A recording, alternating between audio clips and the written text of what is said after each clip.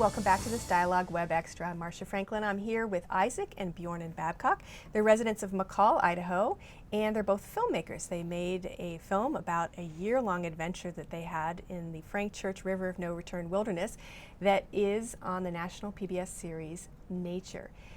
And we're going to talk a little bit more in this Web Extra about how you planned for this. How do you plan for something like this? You can't plan for everything, obviously. But let's talk, first of all, we talked a little bit about it in the main segment, about just simply getting a permit, getting permission to do this. Many people may not realize that you just can't walk in and make a documentary in the wilderness without permission. So that took quite a long time, didn't it? Longer than you expected. A lot longer than we expected. Year and a half. 2 years, maybe yeah. 2 years, yeah, something like that. And what were the main concerns that they had, the United States Forest Service in this case? At the current time, it seems like almost anything involving any motion picture is deemed a commercial film project. So they don't want to commercialize the wilderness in that sense, is that yes, the idea? Exactly, yeah. So there's issues with commercial filming in wilderness for commercialization purposes, and then on top of that, the Frank Church in its management plan has a specific line prohibiting commercial filming. But you were able to overcome that eventually, convince them that this was a project worthy of giving a permit to. Yes, and we actually, it ended up not, we ended up working with them, and instead of as a strict commercial filming permit, it as a joint participating project. Okay. They saw benefit in it for them, and we saw benefit in collaborating with them. So that's one part of the planning process. Another, obviously, is food. How are you going to eat for a year out in the backcountry? How did you arrange that? Yeah, that took a lot of planning. Bjornan was drying food daunting. for about a year. A lot of dehydrating. Really? So.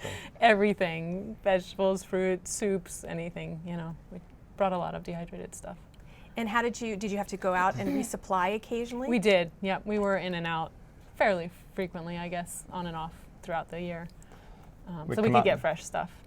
And occasionally we had a drop on the mail plane once, and the Forest Service brought in, on their pack string, they brought us supplies. So a couple different ways. Yeah. So what about safety? How did you plan ahead of time for the eventuality of either one or both of you being hurt, and how you would get out? We didn't. Yeah. Yeah, that kind of comes into a wilderness thing that I think is you'll never know until you get put to task on it, and I'm sure as soon as you get put to task, I'll find myself breaking what I'm about to say. But I like to think that when you're out in the wilderness, that's one of the things that you take on when you go out there. You don't have 911 to call and say, bring a helicopter and come rescue me. Yeah. I broke my leg. Boy, I'm responsible for getting myself back to an airstrip or the trailhead. But I mean, did you train yourselves in some first aid and in terms of, like, if one of you went into shock or something? We did not. No. It might have Maybe been a we good idea.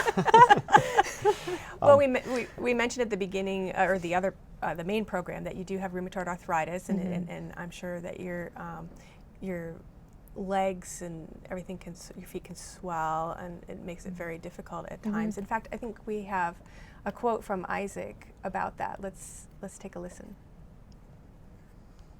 How's the feet? Ooh, they're bad. I'm afraid to take off my boots. I think they'll just explode. And on a bad day, she can't move, she can't sleep, and yeah, and then it'll flare up in a hip, and her fingers swell up. She can't get her shoes on. Those are the bad days, and I ask myself, what the hell are we doing? That's a reality. You have an illness, and there were times where it was difficult to keep going. Did you think about, or did you have to leave at certain times? I did. There was a couple times when I went out for various reasons. But yeah. Not something that you can really plan for. No. Right? Not really. Yeah. Now, who was filming you when we just saw that? That was actually our friend Shane Moore. Okay, so you had somebody come in and help a little bit with logistics a few times. Friend and mentor Shane, he's kind of one of the guys who took me under his wing early on to teach me how to film, so to speak. And he And turn the camera on yourself, which was not your instinct. Yeah, Right. no, he probably saved the program from our. From ourselves. Yeah, we wouldn't have filmed each other. No. And I think we sent back our first set of tapes to him, the rushes, and he said, well, I don't care about what's going on with the animals. I want to know what's going on with you guys. And so anyway, but he was out there for a week with us, and then my brother Gabe was out for a week with us at a different point during the year helping out. So some logistics and planning having to do with who's going to be operating the camera, how are we going to get pictures of ourselves, you know? Mostly or it is was that pretty. cash? Yeah, we just, just pick figured up out. the camera and turn it on the other person Walk and down say, the trail "Oh, like stop this." filming me." I just We have had to plenty say, of grumpy moments. yeah, because right, you have to stop and film each other all the time, and sometimes you Yeah. don't want to do that. Well, and especially when it gets hardest, which is when people say that's when you need to film each other. That's obviously when it's hardest to film each other. You don't want your partner pointing the camera in your face when all you want is a hug or something. yeah, yeah. That's not very easy. I wouldn't have recognized you, I'm sure, with the big beard, you know, and now that was also obviously a difference, is you couldn't shave for a year. You had to Yeah. keep going, and I mean, you look very different. Now, another thing that you had to plan for was just the camera itself. You were carrying a camera that had the need for batteries that were recharged, and you have brought with you what you hoped would work to recharge the batteries. And tell folks a little bit about what this is. We carried a number of these packable solar panels with the Hold it up. a thought little and intention Yeah. that we'd be able to capture solar power from the sun and enough to run the batteries, to run the camera, and also to offload the data for the film from the camera to backup hard drives. And they work great for the summer, and then the sun dipped down a little lower angle in the fall, and Pretty suddenly, early in the fall. yeah, we'd have them all out on a full sunny day all day long, and shoot, your batteries would get a quarter charge, and it was like, wow, we're Oops. in for a little surprise here. Yeah. So So how'd you deal with that? we didn't very well. We quit shooting so much, and then That is eventually true. we found ourselves down at Taylor Ranch for the shortest days of the year, and that fixed that problem. And you had a chip briefly. too that would fill up, right? That you had to dump off to something. It's not like tapes anymore that you could carry and kind of stack up in your backpack. Right. So how did you deal with that? We would offload it to small hard drives, and then we'd carry those just the way you would a tape. But yeah, And- there were some logistical things that we had not planned for, or we thought we had planned for, and they completely failed. But, In reality, they go a little different. yeah. What about shelter and clothing, making sure you were kept warm? You had a tent, and it was kind of interesting. I think we have you had a tent and a little stove inside the tent. Yeah, we actually help you. made that. We saw some other people who had something similar and made a teepee tent. It seemed real simple. Got this sheet metal titanium, bent it up, made a stove. It worked real well while the stove would run.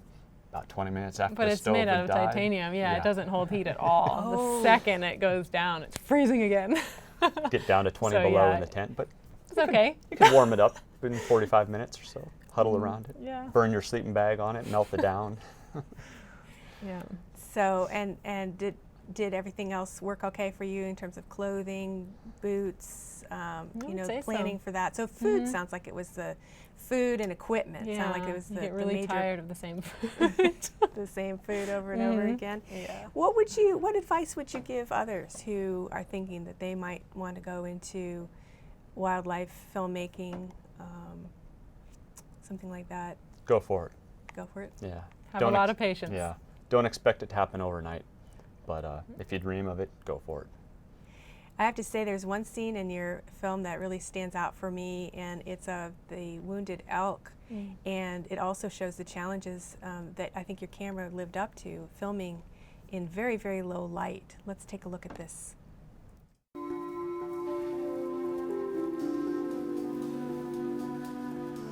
By dusk, the pack's isolated the injured elk up on the ridge, and I'm secretly rooting for her, even though I know the wolves are probably doing her a favor.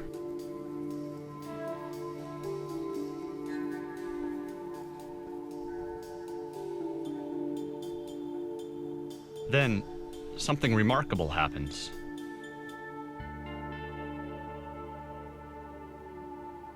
companion appears and puts herself between the wolves and the injured elk.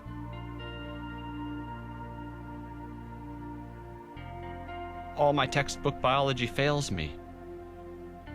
When it's survival of the fittest, where's there room for this compassion? And we won't say what happened after that because we want people to watch the film. But from the perspective of just the filmmaking, you couldn't see what was going on, could you? No, I mean, we could. Nor could you see in the camera. Yeah, Yeah. it was one of those things where you kind of thought you were dreaming that you might see something up there, and you shot it with hopes that you did. And it wasn't until later in post where you really tweaked it that you could bring it out, and it's like, whew, it's there. Yeah. Oh, that's- Amazing. Well, the camera worked very, very well in It that did. instance. And very dramatic scene. As we wrap up this Web Extra, how did this experience change you? It's probably not fair to ask you in a short period of time, but how do you think it changed you? Yeah, that is a hard one because it's just such a big experience. I mean, every big experience changes your life in ways that you don't even know. And Do you I feel feel like more confident going into certain settings after what you've Yeah. gone through? I would say so. I'll never view the wilderness the same again, in all kinds of different ways.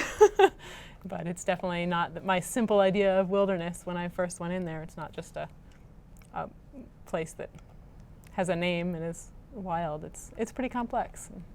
What about you? I think you had been back there before. How did this experience, especially sharing it with Bjorn, change you? Well, I think it maybe didn't change me, but it strengthened us together, just learning about different things and how to experience good times and bad times. And I mean, so I think that was huge. And I think just to continue on with what Bjorn was saying about wilderness, I think we both discovered that, yeah, it isn't this simple place. And I think I'm more confused about wilderness and the whole idea and definition of it now, after the more time I spend back there, than I was before. It's a place that to me is almost impossible by definition itself, and yet I think it's one of the most wonderful and beautiful things. I'm just grateful that our forefathers had the foresight to plan for this. Well, like any good journey, that happens, right? Where you end up with some more questions maybe than you had when you started. I want to thank you for taking the time not only to make the movie, but also to be here to talk about it with our viewers and to talk in this Web Extra a little bit longer about what it took to make it. Well, thank you. You've been listening to Isaac and Bjorn and Babcock. The two spent a year in the wilderness of Idaho documenting their experience for a film that's on the PBS series Nature. I'm Marcia Franklin. Thanks for tuning in.